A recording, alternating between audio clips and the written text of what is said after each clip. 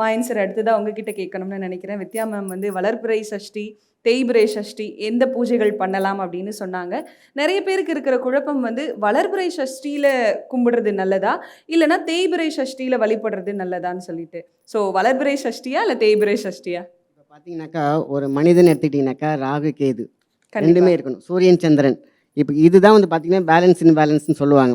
இது பார்த்தீங்கன்னா நல்லது நடக்கணும் அப்படிங்கிற பட்சத்தில் பார்த்தீங்கன்னா சில பேர் பார்த்தீங்கன்னா பரிகாரங்கள் இப்போ வேண்டியது இல்லைன்னு சொல்லிடுறாங்க பார்த்தீங்களா, அவ்வளோதான். இனிமேல் அந்த அவங்களுக்கு குழந்தையே இல்லை, அவங்களுக்கு இனிமேல் அந்த அந்த வேலைக்கான ஒரு யுக்தியே இல்லை, அதுக்கான அந்த முகடுகளே இல்லை, இல்லைன்ற ஒரு வார்த்தையில் இல்லாமல் இருக்கிறதுக்கு தான் இந்த வளர்பிறையில் வந்து பார்த்திங்கன்னா அந்த பூஜைகள் முருகப்பெருமானுக்கு பண்ணோம் அப்படின்னா கண்டிப்பாக அதுக்கான வாய்ப்பு மட்டும் கிடையாது, பெரிய கேட் ஓப்பன் ஆகும்.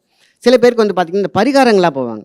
சில இது வந்து பார்த்திங்கன்னா எனக்கு இது வேண்டாம், நோய் இருக்கும் பார்த்தீங்களா, இது எனக்கு வேண்டாம், இந்த விஷயத்தில் பார்த்திங்கன்னா நில சம்பந்தமாக எனக்கு பிரச்சனை இருக்குது, இந்த ஆள் மூலிமா எனக்கு பிரச்சனை இருக்குது, இல்லைனா எனக்கு வேண்டான்னு கொண்டு போகிறாங்க பார்த்தீங்களா, இதுக்கெலாம் வந்து பார்த்திங்கன்னா தேய்பிறையில் பண்ணோம்னாக்கா ரொம்ப ரொம்ப சிறப்பானது.